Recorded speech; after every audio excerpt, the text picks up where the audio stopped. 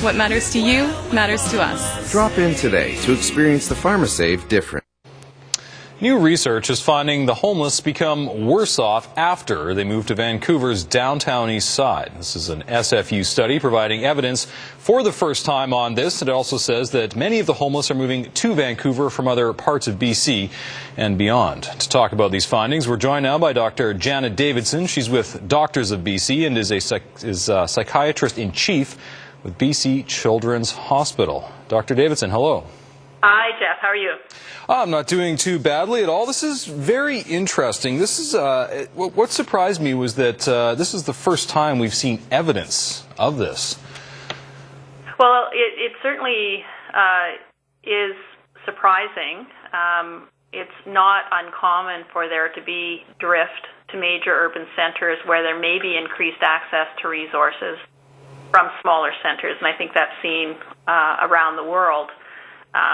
The interesting thing here in BC is that we're doing work here to try and improve access at a much earlier age for children and youth, hopefully to avoid that type of drift as they get older.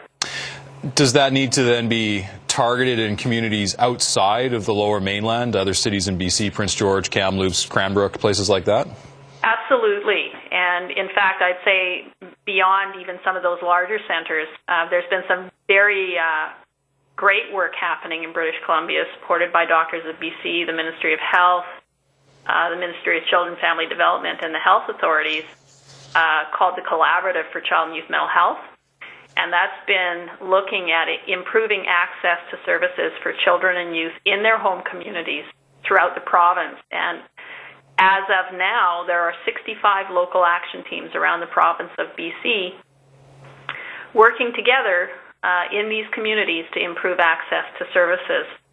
And they're collaborating with centers like ourselves, where we have a unique role and are trying to do our part to improve access to services in more remote communities through vehicles like telehealth. We provide telehealth services to 14 communities through northern BC. We provide psychiatric specialty consultation to family physicians, nurse practitioners, and pediatricians throughout the province through the Rapid Access to Consultative Expertise phone line. And we also have a large health literacy presence, both online and through our Kelty Mental Health Resource Center.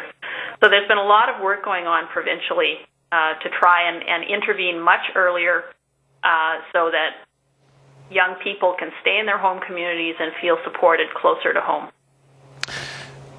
When I lived in Alberta many years ago, there was a very famous story of former Alberta Premier Ralph Klein ordering that one-way bus tickets be given to homeless people in Calgary and Edmonton to send them to Vancouver because they didn't want them. When you hear stories like that, does that, I mean, sorry, have you heard any stories like that since? This was probably the late 90s this happened. Well, I haven't heard stories like that since then. I think there's been much more attention paid to mental health, not just provincially, but nationally. And people are now aware of the impact of mental illness on our population. It's one of the most prevalent health concerns in our population. And among children and youth, fully affects around 12.5% of children and youth in British Columbia at any one time. And those numbers increase as kids get older, and we know that 70% of major mental illness in adults has its onset in childhood and adolescence. So we're becoming more aware, and certainly within British Columbia, government and health authorities, as well as organizations like the Doctors of BC, are putting their minds to this problem to try and improve access to services broadly for the population and earlier. Is there any suggestion there's too much centralization of these types of services in the downtown east side? If you look at Vancouver's long-term plan, decades out for that area, there is much more centralization of services like this coming. Well, I think that it's a both and. I think there has to be a significant improvement in access to services in community and throughout communities in British Columbia. And there's a lot of things going on to improve access in communities. The collaborative being one of those, the telehealth programs being another.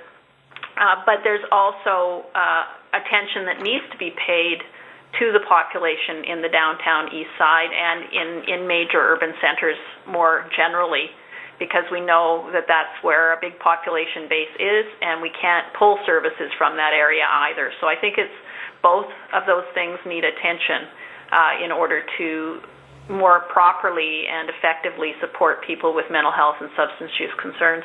Very interesting and such a challenge. Dr. Davidson, thank you very much for your time. You're more than welcome, Jeff.